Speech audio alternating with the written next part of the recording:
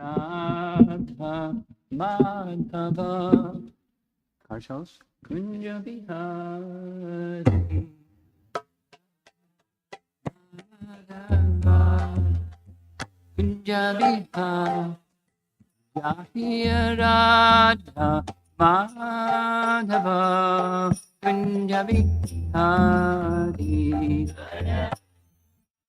Madhava Kunja Bihari Gopijana Vallabha Girivara Radhe Gopijana Vallabha Girivara Radhe Gopijana Vallabha Girivara Radhe Gopijana Vallabha Girivardhari Jasodanandana Brajajanaranjana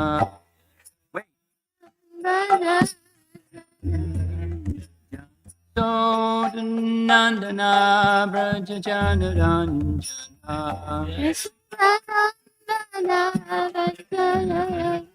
Ramanati Ravana Jadi Jamanati Ravana Jadi Ravanachari Radha Madhava Kunjabi Hadi Jaya Radha Kunja Vihari Madhava Kunja Vihari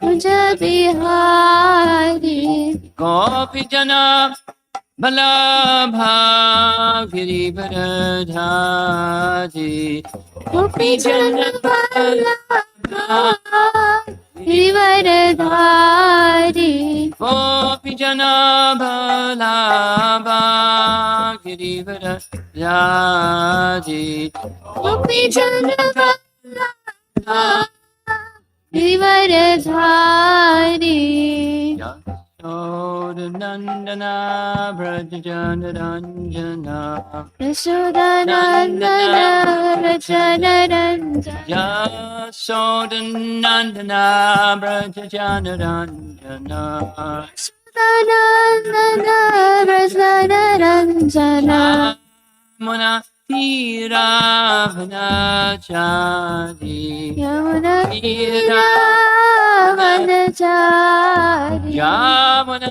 Tiravanachaри Yamuna Tiravanachari Ayarata Madhava Kunjabi Hadi Jaya Radha Madhava Kunja Vihari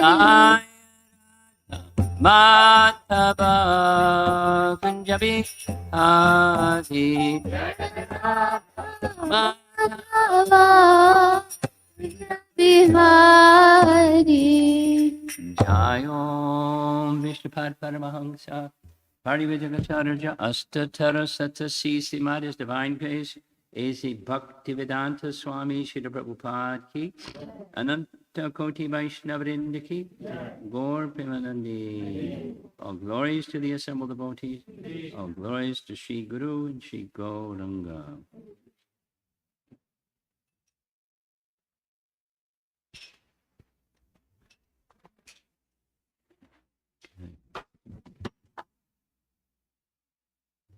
Those of you that like to look up the verse that we're going to be discussing,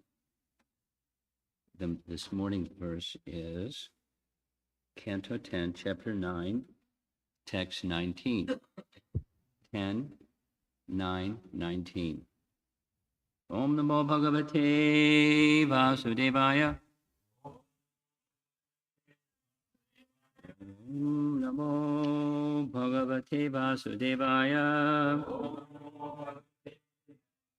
Namo Bhagavate Vasudevaya. Evam Sandarshita Yanga Harina Vritya Vashyata Svavashena pi Krishnena Yasyedam Sheshvaram Vashe Evam Sandarshita Yanga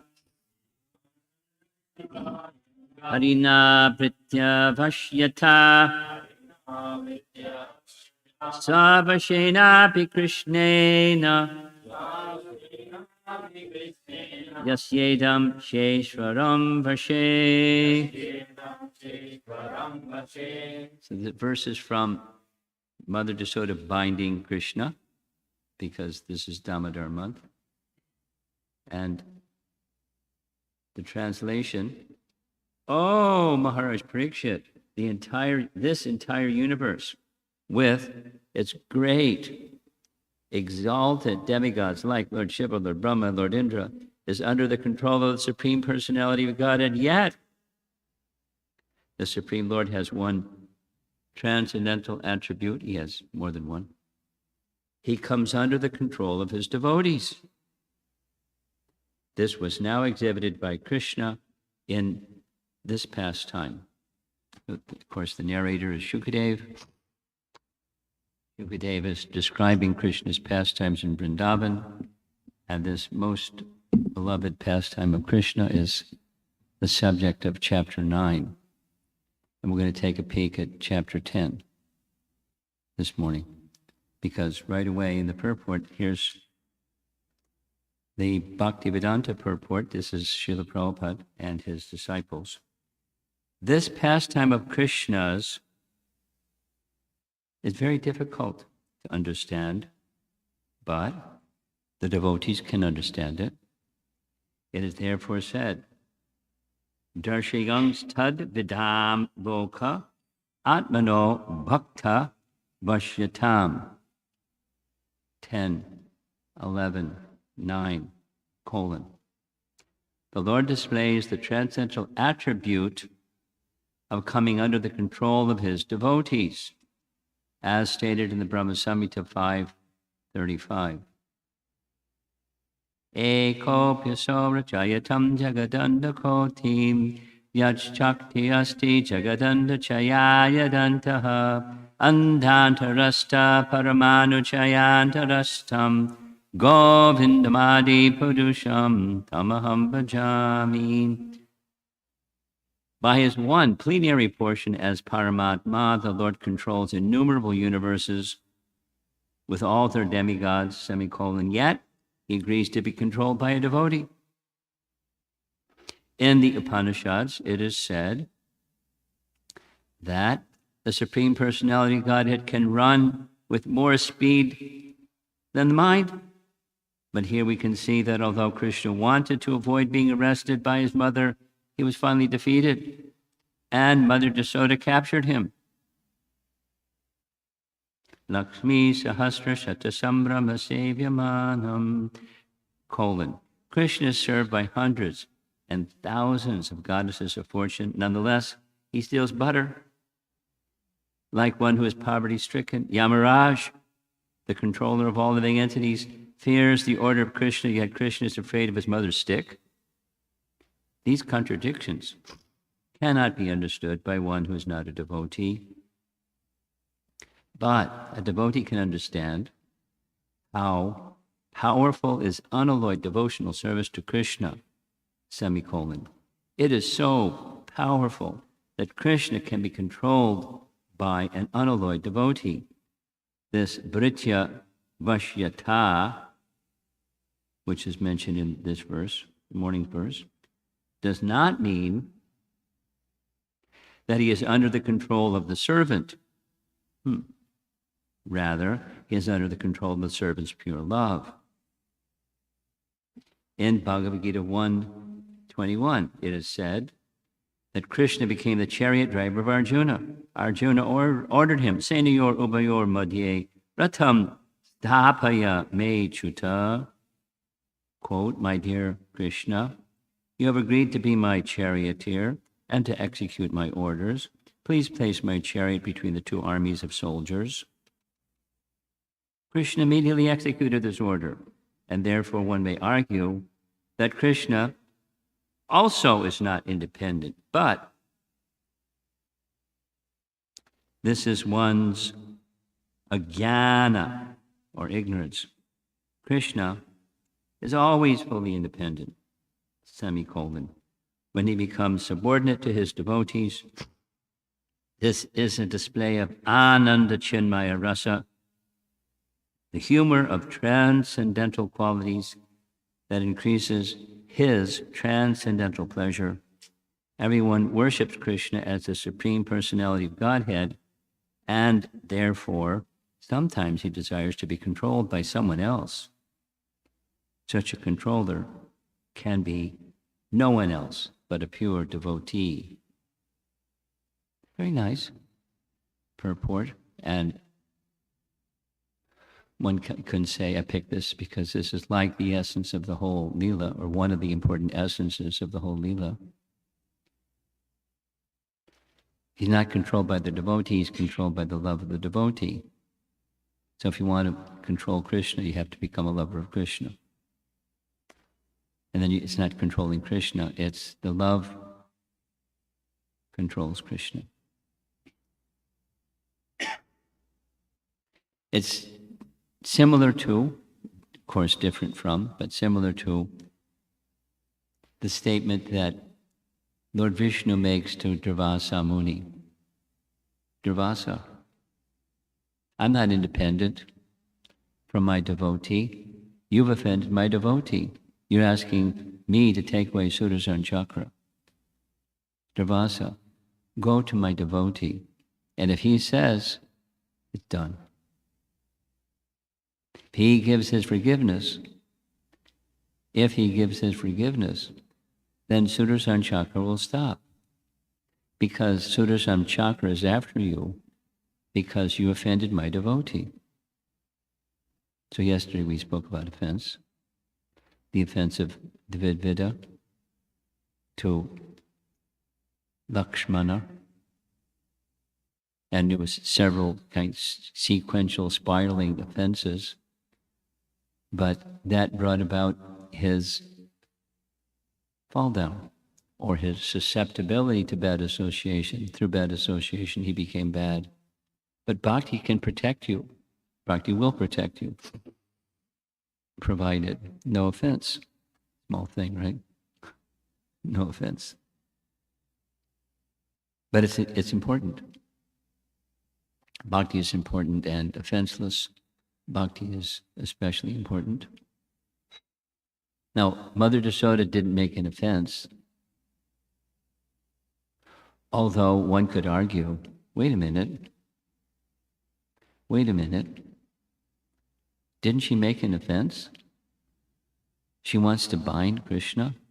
She's chasing Krishna with a stick in her hand. Is that not an offense? Lord Brahma, wanted Krishna to display the limit of his powers, and so he stole the calves and the cowherd boys and put them in a cave. And the offense was in two things. He stole, and he interrupted Krishna's pastimes. His pleasure pastimes were interrupted by the Lord of the universe, Lord Brahma. That was the offense. It was an offense. And Tatena kampam susamikshamano. I was asked to speak on this verse from a while in Dallas. You know the verse? Tatena kampam susamikshamano. This verse is spoken by Lord Brahma. It's a very important verse, often recited, where he, Brahma, is acknowledging, I made a big boo-boo. Krishna, I offended you. and I acknowledge my offense to you. So I'm not coming to you and asking you, please take away the reaction to the offense. Rather, I await whatever it is that's coming to me for that offense. Stane statakshutikatam tanavan manobir. One should stay in one position, whatever that your psychophysical nature is, stay in your position. But with body, mind, and words, dedicate yourself to Krishna's service, and something happens. That something that happens is you become eligible for returning to the spiritual world. He says that in a nice way. You inherit the property of your father because it's law. The son, eldest son, inherits the property as well as the debts of his father. Just jiveta. Jiveta means you just survive. Just carry on your life in that, with that faith, body, mind, and words dedicated to Krishna's service, and you become the inheritor of Krishna's property. Sa dayabak. Sa dayabak. You go back to Godhead, not put Goloka Vrindavan in your pocket and now it's yours. You go register in the property deeds and say, now Goloka is mine. Not like that. But you're eligible to inherit a position in the spiritual world. Because everything is Krishna's, you can't own anything. Certainly not Goloka. So there's a power, thematically throughout the Bhagavatam, there's a power of remaining fixed in devotion to the personality of Godhead through thick and thin. And sometimes it's difficult. And sometimes it's joyful. And sometimes it's in between. And sometimes, because there's diversity in the spiritual and the material world. So the orientation, the heart's orientation towards service, that's this phrase that's in the verse that's repeated. Britya vashyata. Britya vashyata.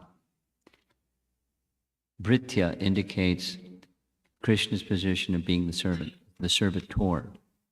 Britya. Ekala Ishwara Krishna Arasabha Britya. You know that phrase?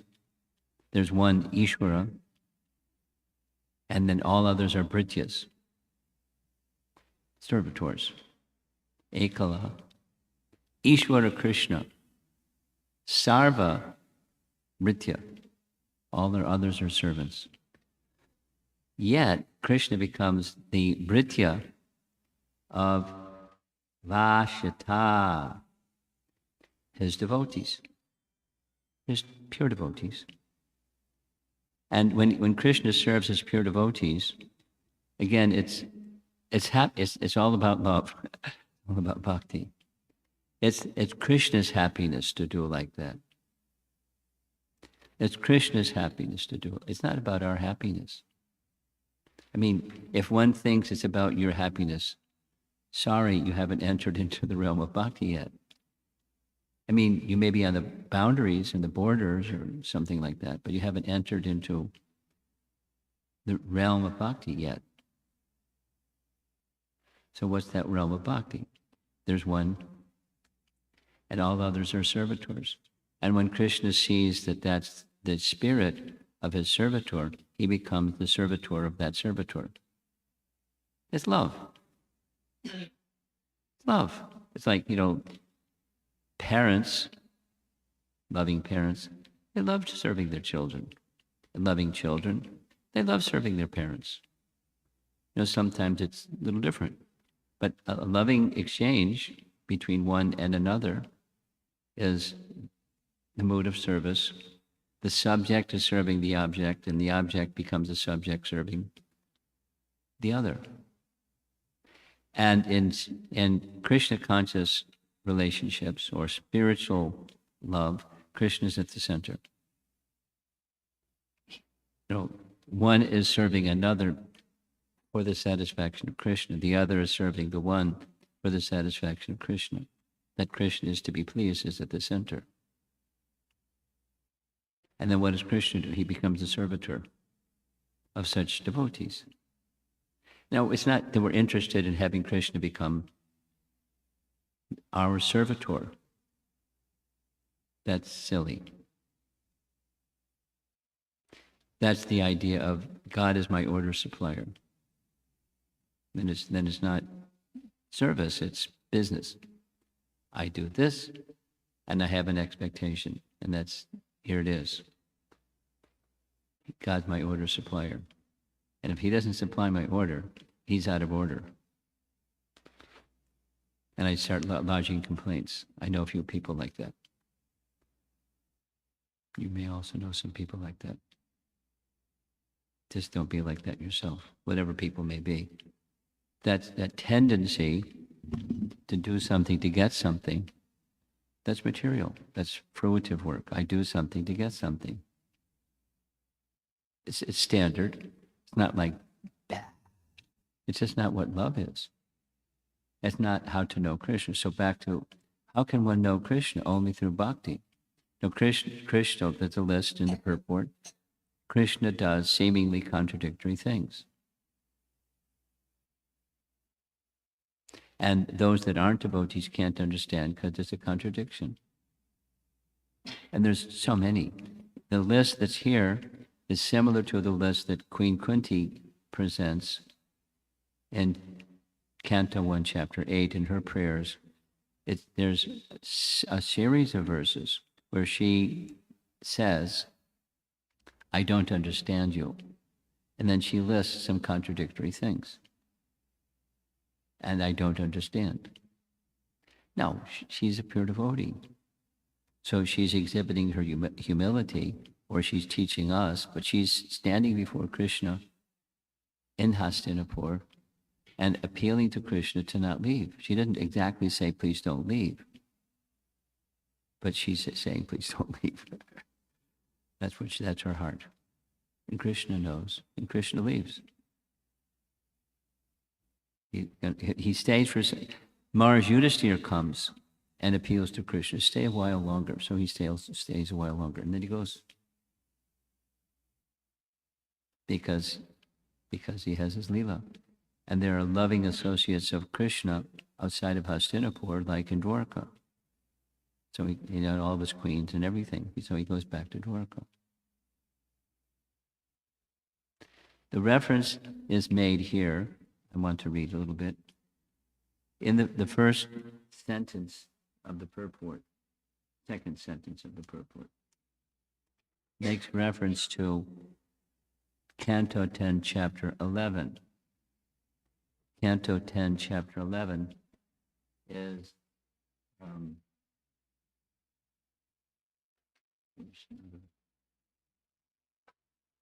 nine. Okay. Krishna's childhood pastimes. So go back a little bit. So this is in between. Krishna has pulled over the twin Arjuna trees. Nalakuber and Manigriva are liberated by Krishna because, well, he's tied by the grinding mortar by Mother Yasoda. He had another pastime. And then they offered their prayers. And then Nanda Maharaj had gone to Mathura to pay his taxes. He came back and he saw the trees knocked over. And he saw Krishna tied to the grinding mortar, and he did real quick math. 2 + 2 is 4. And so he untied Krishna.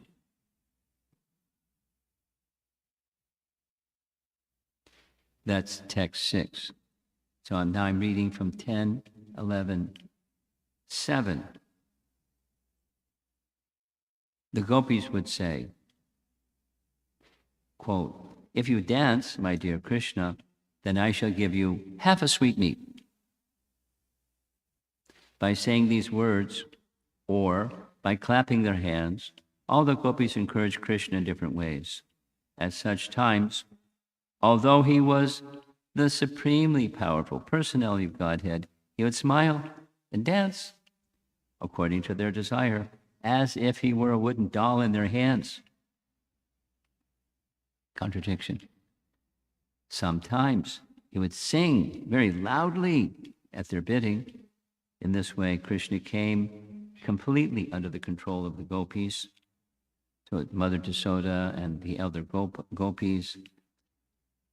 Text 8. Sometimes Mother Yashoda and her gopi friends would tell Krishna, bring this article, or bring that article. Sometimes they would order him to bring a wooden plank, wooden shoes, or a wooden measuring pot. And Krishna, when thus ordered by the mothers, would try to bring them. Sometimes, however, as if unable to raise these things, he would touch them and stand there, just to invite the pleasure of his relatives. He would strike his body with his arms to show that he had sufficient strength.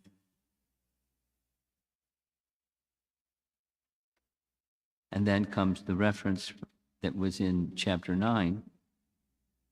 To pure devotees throughout the world who could understand his activities, the Supreme Personality of Godhead Krishna exhibited how much he can be subdued by his devotees, his servants. In this way, he increased the pleasure of the Brajbasis by his childhood activities. That this is the theme of the section, and it's a theme of the Damodar Lila, the love of Mother Yasoda bound Krishna, not the rope. Not Mother Yasoda, not the rope. The love of Mother Yasoda bound Krishna. Of course, one can say, through the love of Mother Yasoda, Krishna was bound. But so she was the one doing. What's the instrument?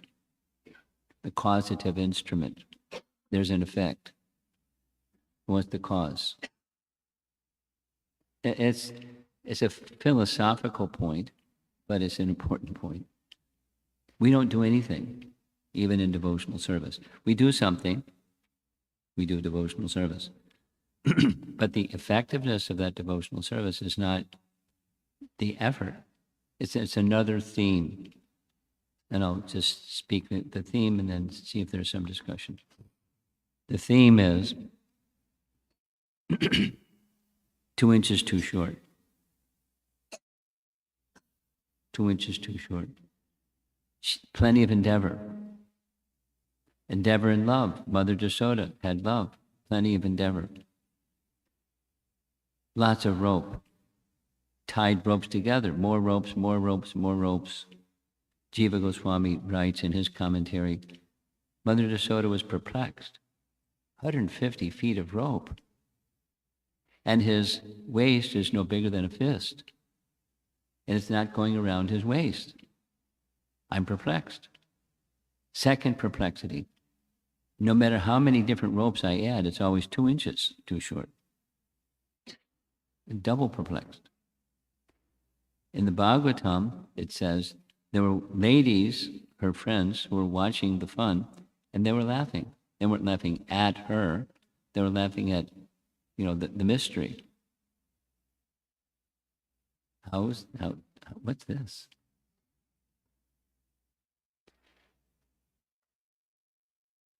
Two inches too short.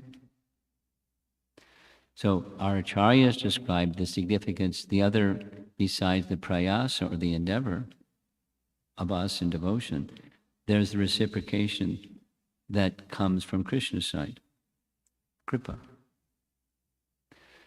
Both are needed. We'll say it again. 2 things are needed, that's the 2 inches, effort and mercy. So we make some effort, but it's not the effort, it's the mercy, and the mercy is in reciprocation with the love, not exactly the effort, because how many of us have tried to do something and it just doesn't happen? You ever do that? You ever tried something and it's just somehow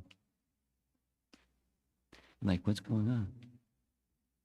150 feet of rope, small waist, little boy, and won't go around his waist.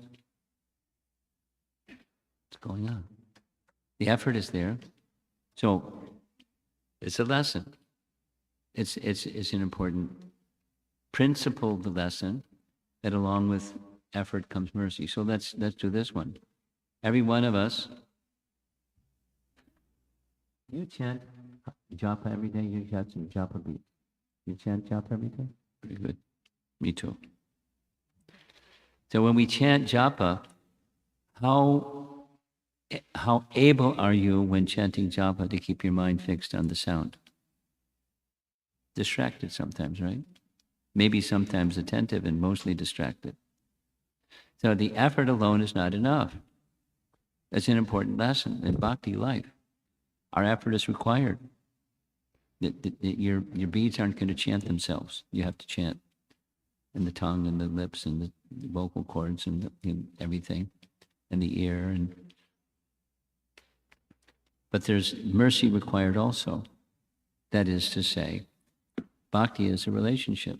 And without the mercy, we can't do anything.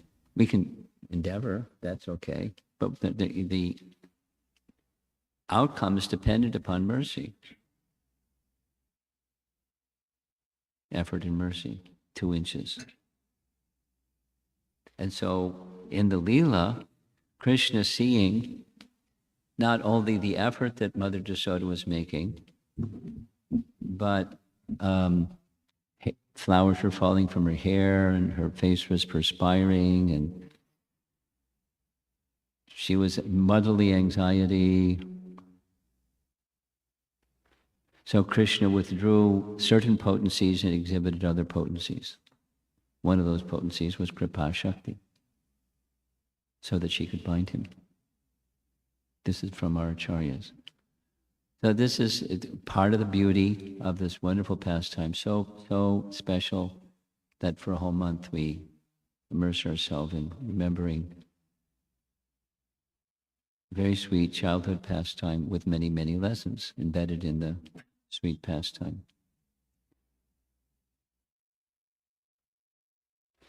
So let's see if there's some discussion.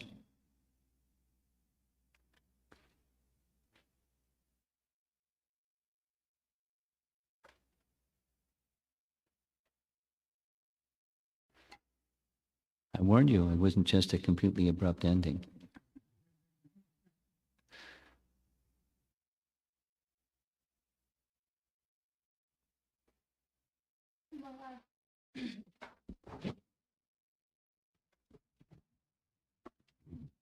Hare Krishna Maharaj. Hare Krishna.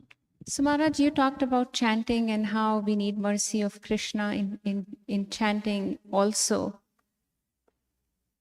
To get the real fruit of chant, we can chant without, but to get the fruit, yes. And Maharaj, they say that we have to chant with faith and we have to chant with a lot of feelings. So a couple of questions which I have in mind. When we chant, do we close our eyes and chant? I mean, we have to hear what we are chanting, but does it make a difference if we are keeping our eyes closed or open? My answer to that question is whatever works.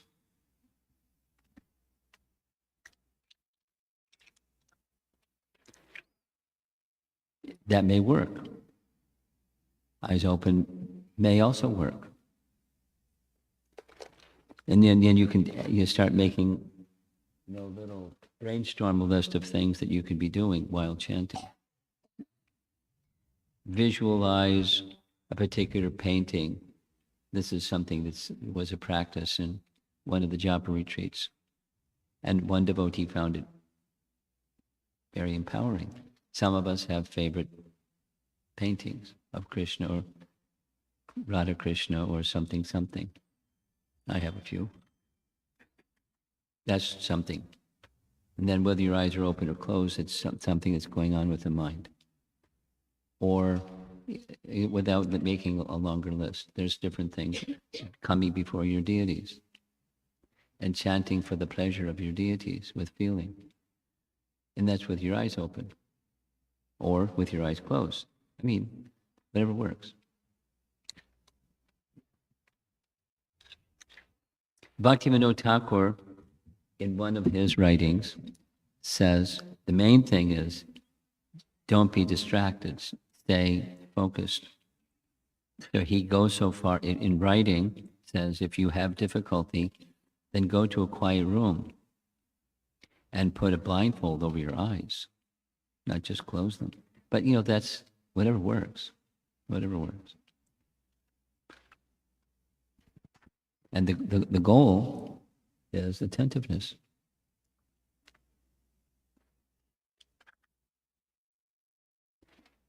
So as far as I'm concerned, the intention is more important than the act. The intention, sankalpa, is where your attention will go. And where your attention goes, then you're in the right position. So make sure, rather than the procedure or technique or tool, is the intention behind it.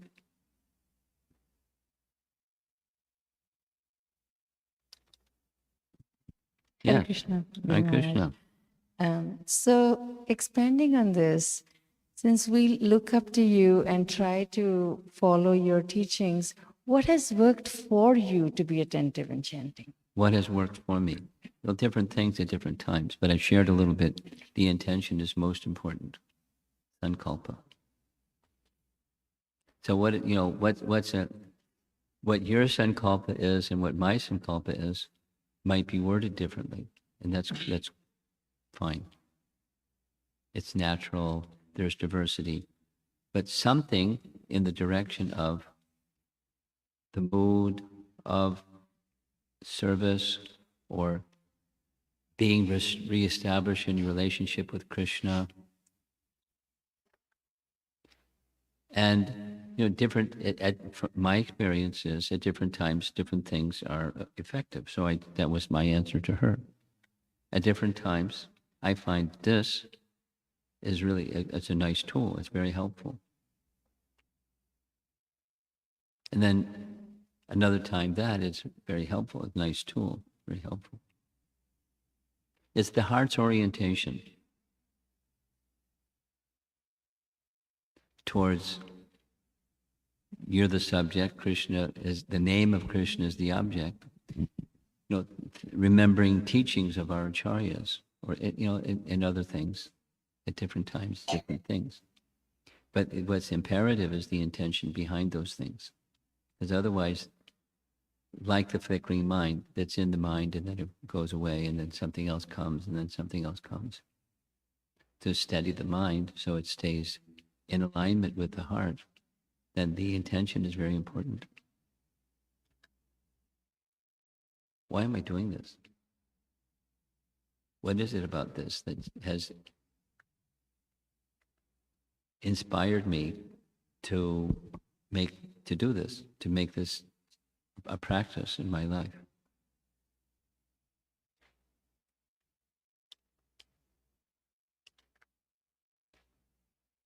Yesterday, Satyasar introduced me to a teenage girl who has been chanting 16 rounds for some months. And my question to her was the sankalpa question. What was the impetus to go from whatever your chanting was before to 16? She didn't have, it was difficult for her to give a clear answer. So I kind of helped her. But, in terms of this particular conversation right now, it's important. Now, intention may, in course of time, shift. Quite okay. But let there be clarity with intention. Because if there isn't clarity with intention, then you're not likely to have attention. And if you have clarity of intention, then you'll find some means, or another means, or another means, or combination, or a series of things that help you.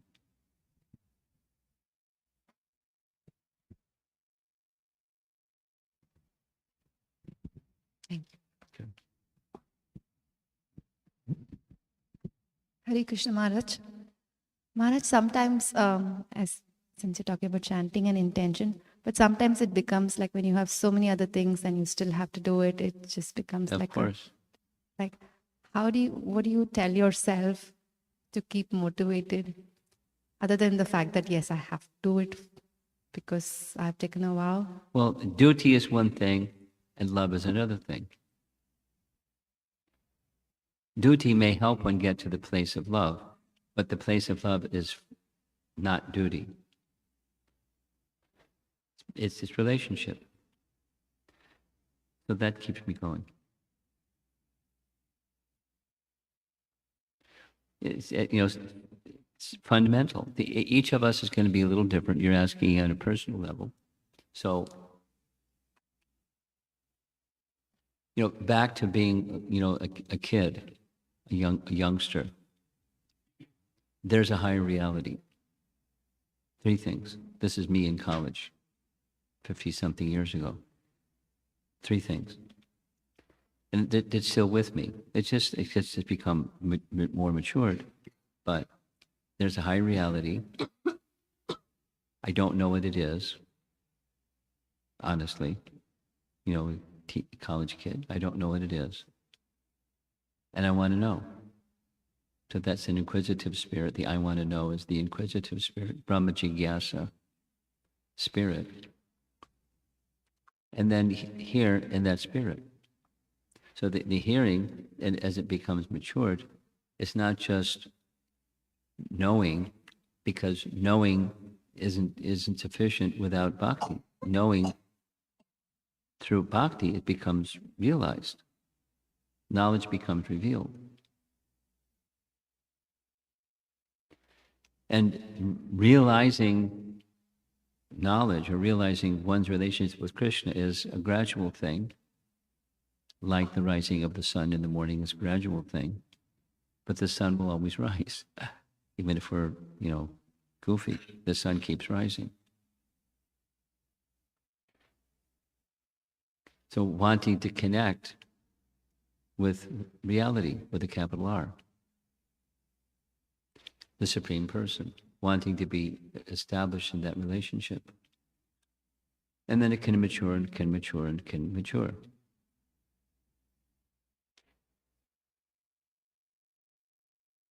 It's all about relationships.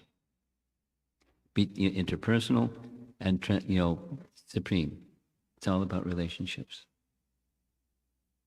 Not about information, it's about relationships of loving service. So that's the inspiration. It keeps me going.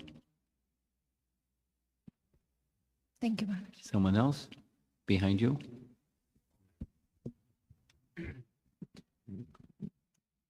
Hare Krishna Guru Maharaj, we hear that Guru and Krishna's mercy is always there. We need to open our hearts to see that mercy. How do we see Krishna finally giving mercy to Mother Yashoda in this context? Oh, there's no finally. The whole thing was mercy and mercy and mercy. Even the obstruction was mercy. The removal of the obstruction was mercy. It's not that when then Krishna finally allowed Mother Yashoda to bind him, that was the penultimate of mercy. And before that, there wasn't mercy. It's the loving relation is the mercy. And just varieties, different flavors. Chocolate, vanilla, strawberry. It's all ice cream. Maybe not chocolate.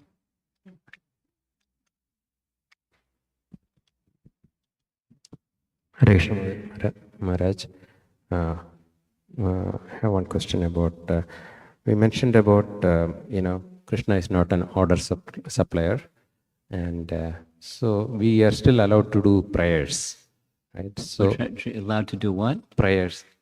Prayas. Prayer. Endeavor. Yeah, and no, prayer. Pray for, yeah. Prayers. Yeah. Okay. And so what is allowed and what is not allowed? Everything's allowed. Relationship is the essence.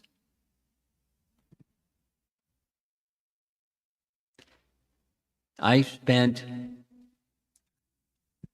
one of the services that I did for some period of time was I taught at the Vrindavan Institute for Higher Education for a month. And I decided to pick as a topic prayers in the Srimad Bhagavatam, and I was overwhelmed because there's so many prayers. And then there's categories of prayers. And so one of the categories of prayers is a petition or a request. And it's okay. Then there's gradations. Then things on the material and things on the borderline and things on the spiritual. So supposing it's on the material side, pray to Krishna for something. It's okay. It's not pure devotion, but it's okay. So, your question was, where's it okay? Anything is okay. Then to go closer and closer to pure devotion, a nice example is Prahlad.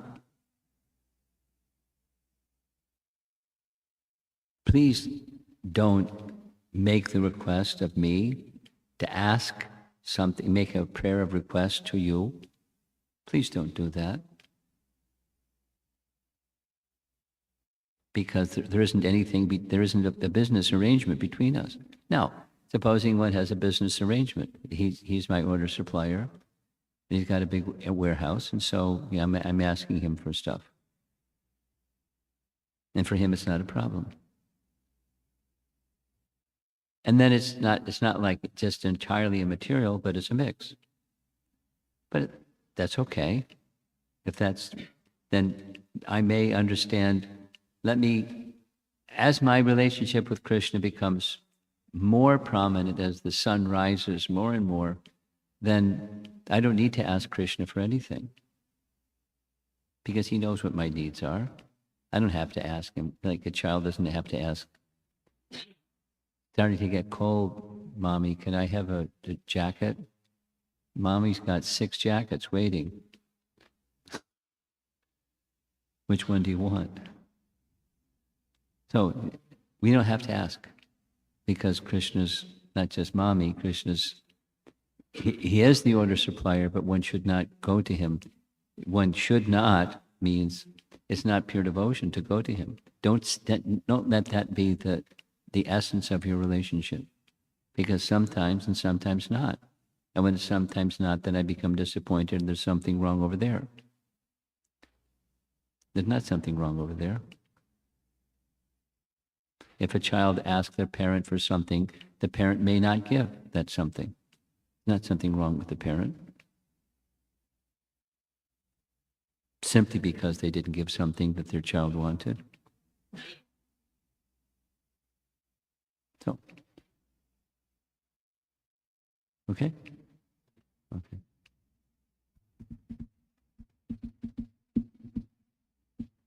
Anyone else? Here up Guru front Maharaj. again. You have something else online. The follow-up question from Follow-up question online. Right. What does it mean for us, Maharaj, to open our heart to see the mercy that is always there? What does it mean? This question is like the question, what does it mean to be sincere? It's not the same, but it's quite similar. And Prabhupada's answer to that is everyone knows what sincere means.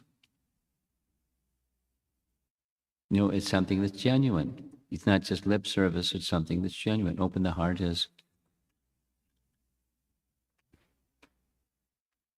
I just got a letter from a youth who had a bad experience, something, and they kind of checked out. And so I sent a little note to them, some years later, just, let them go on their checked out space they were in, and sent them a little note. And they said in this letter, I've decided to open my heart to the spiritual dimension of my life again. I didn't ask, what was the prompt that brought that about. But it's just, we know what it means. The heart closes, the heart opens. It's a vessel to receive, and if I want to receive, then Open the heart. If I don't want to receive, then the door is closed. So what does it mean? It means you open your heart as you open your heart. What does it mean to be sincere? You genuinely want something, and that's the intention part from the heart level, not the body and mind level, from the heart level. Something that's important to you, then you open your heart to receive. Let's just say what's not fruitive. I'm going to, the doership spirit. It's the heart's not open. I'm doing, and I want spirituality. But if my heart's not open to descending mercy, then I'm not opening my heart to spirituality. At least I'm opening my heart to I want. It's another version of the material side of life, darkness side of life.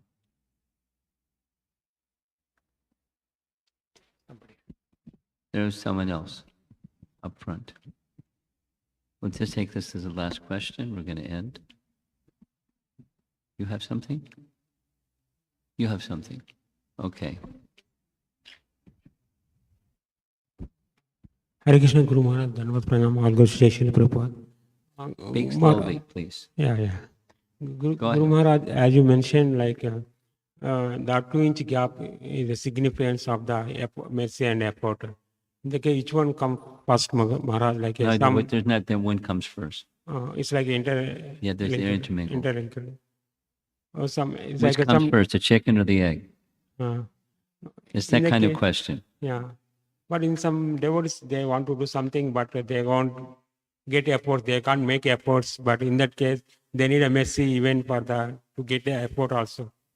Is it correct? Well, Krishna is not limited to those who make the more effort, the more mercy. It's not like that.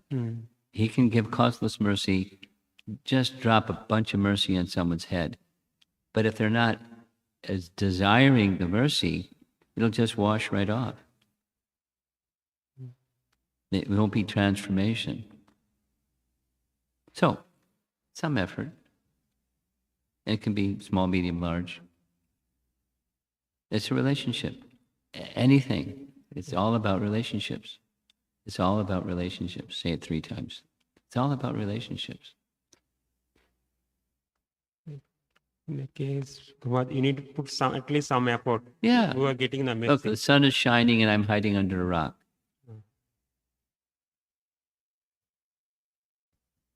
Thank you, Guru. There's nothing lacking from the sun. The sun is shining. I'm hiding under a rock. So I don't get the benefit of that sunshine. So some. However, big, small, medium, some. Alignment of the heart, body, and mind with the source. Last question. Thank you, Guru Maharaj. So, Maharaj, if we do our 16 rounds and if we have read Shastras for an hour, if we have heard some classes You checked from all the senior boxes. devotees, and then we still want to do more at that point of time, should we increase our rounds or increase our... The answer to your question is the same as the previous question. Well, the answer to the previous question is whatever works. So sometimes you may be inspired to do this. Some time passes. Sometimes you may be inspired to do that. So then comes which is right, that which is you're inspired to do.